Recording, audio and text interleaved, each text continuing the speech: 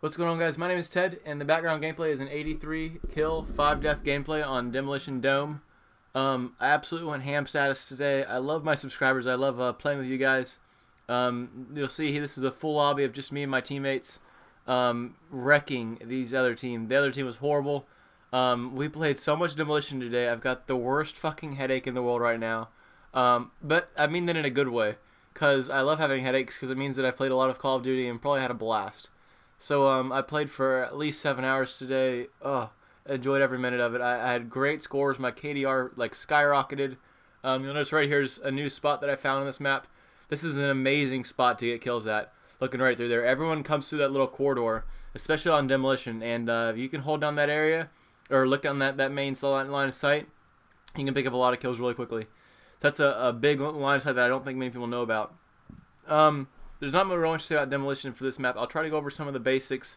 As far as I know, if you have a 6-man team and you go inside a game, whatever 2 map options are originally shown are going to be the 2 map options available at the end, because people are going to join your game. You're not going to join someone else's game. So that's handy in that you can always basically choose what map you want to play.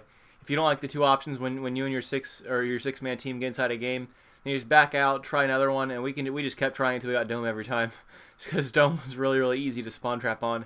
And we'll probably switch it up in a bit, maybe go for Mission. We got a couple games on Mission, which is another small map, and then Carbon's another good one. Dome, the only problem with Dome that I know of is that it's not very good for the air support. There's a lot of buildings and lots of insides that people camp in, and the air support doesn't do too much. However, it does help me out quite a bit in this game. You'll see right here, looking down the line of sight, I can get a lot of kills as well as maintain a lot of map control. Because I got teammates to the left of me, no one can come through the building to the right of me, that's where we're spawning at. And then right down this main line of sight is where everyone wants to go to. And a perk that I should have had on would have been Marksman. I had on Steady Aim right here, and I should have had on Marksman. It definitely would have helped my game out a lot to be able to see people down there a little bit easier, have the red crosshairs up here. And for Demolition, what I like to do, this has obviously been stated in my previous Demolition guides, but I haven't done a gameplay on Demo in a long time. So I'll go ahead and say that what we try to do when we get inside the game is make it last as long as possible. So this game is going to last, I think it's an 18-minute game. I shortened it down to 16 minutes just by compressing the file a little bit and taking out some of the time between rounds and making the game about 6% faster, which is an unnoticeable fast, but it makes the game shorter and a lot more enjoyable, a little bit more fast-paced.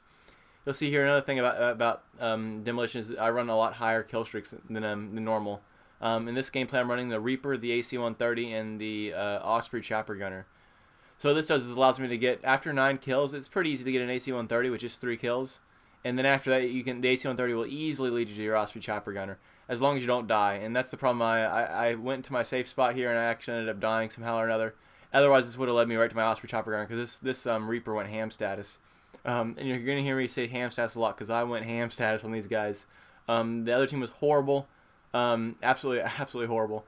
You'll see there, I got out my Reaper, and I probably should have had an Osprey Chopper by then. I don't know what my score is right now, but I definitely would have had an AC-130 had I not died, which kind of sucks. But I could have had a 100+ scoring game, maybe. You never know how the game's really going to turn out. But I had 83 kills as it stands, and I would have had an AC-130 and a Chopper Gunner additional to this. So you never know how high the score would have been. But back to the strategy of this game, what I want to do is plant off 1 bomb at a time, and then for offense, I want to plant 1 bomb and let the other bomb go. This leads you for a loss for offense, but it's a lot easier to lose a round than it is to win a round. I said that wrong. It's a lot harder to lose a round than it is to win a round. Because for us, if we're on defense, it's a lot harder to let the enemy team plant a bomb than it is for us just to defend them. Because when we got air support up in the sky and when we're spawn trapping, it's impossible for them to go out and plant a bomb. So it's really difficult for us to lose those rounds. And if we want to go into overtime and get the third and final round for the gameplay, you have to make sure that the enemy team will be able to lose one of the rounds and that we win one of the rounds. So we lose offense, we can manage that. There's a definite possibility that we can lose offense as long as one of my teammates does not go and plant that second bomb. That's a guaranteed loss. And then you've got the guaranteed win for defense. Well, not guaranteed, I shouldn't say that. There's always a chance that the enemy team's going to plant the bomb and we're not going to be able to defuse it. But right now I'm on like a 20-win streak. We won every single game we played today without even... we had one game that was pretty close on Mission. But other than that, we never even got close to losing a game. If you play it this way and you've got a pretty stacked team, you're going to win every single game and you're going to have a lot of fun, get a lot of kills in the process. And the other big thing is making sure you go into overtime, because overtime is another 4 or 5 minutes of gameplay you can get. So the games end up being really, really long, and I kind of enjoy that. I like the 20-minute long gameplays. I can commentate them in 2 parts and get really, really high-scoring gameplays. And another thing is that the search engines are big for these high-scoring gameplays. Whenever I post the high-scoring games, I get a lot of search engine results. People will type in either high-scoring Demolition gameplays, or they'll be shared to like websites and all. And that's where YouTube Insight comes in a lot, or analytics is now. It shows me how many people are actually searching for my videos. A fun fact about my channel is that only about 7 or 8% of my videos are seen through the subscription module, which I thought was pretty impressive, or pretty crazy. 80% of my videos are found through search results. So I'm gonna start putting a lot of the keywords in the titles and a lot of tags. I've always been doing that. A lot of tags and description words and all things that people will search for. And if you've got a small YouTube channel of yourself, that's another really big tip.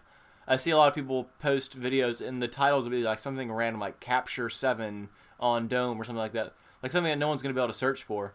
A really big thing is make sure you have keywords like Modern Warfare 3, multiplayer gameplay, Dome, FMG9, Akimbo's, Type 95, Demolition, Free-for-all, Team Deathmatch. Like really include the game mode, the game that you're playing, things that people are actually going to search for, high-scoring gameplay. Things like that are what people are really going to search for in the search results. Maybe even high kill-death ratio games. That might be a good thing to add in the title too. Here you'll see we're playing defense. What I told my team to do is go A side. That way the enemy team can plant B off.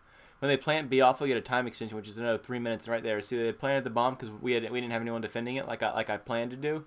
That way, when they plant the bomb off, we get another 3 minutes of gameplay after the bomb explodes, plus the 45 seconds that the timer's not counting down as the bomb's going off itself. So you get a lot of extra time for a long, long gameplay. That's what I love in this game. Being able to play a long game, get a lot of kills.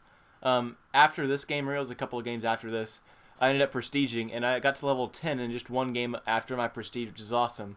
I'd already unlocked a few of the guns that I really liked, as well as obviously that extra prestige token. I'm up to 8 custom classes now, and I guess I'll talk about the rest of my prestige tokens and what I've spent them on, and kind of my strategy behind that in the next video, because this gameplay's only got about 30 seconds left on it for this part before I cut it in half. If you want to watch the second part, I definitely suggest I get the majority of my next kills, then I go flawless in the next part. So definitely check that out. There'll be a link on the screen if it's out. If you're watching this right when this video is uploaded, then it'll be out tomorrow. I'm going to split these videos up in half because I really don't want to commentate for 20 straight minutes. But we'll go and talk about the prestige shop next and how I kind of spend my tokens. I'm now 5th prestige, and I also had 3 tokens from previous Call of Duty prestiges. So I've had a few tokens now, and I've spent them on pretty good things, I think. So we'll talk about that in the next gameplay. If you enjoyed the videos, guys, make sure to click the like button. It helps me out a lot and also makes me know that you really enjoyed the video. If you didn't like it, click the dislike button. I want to know your true feedback, and I'll catch you later. Bye.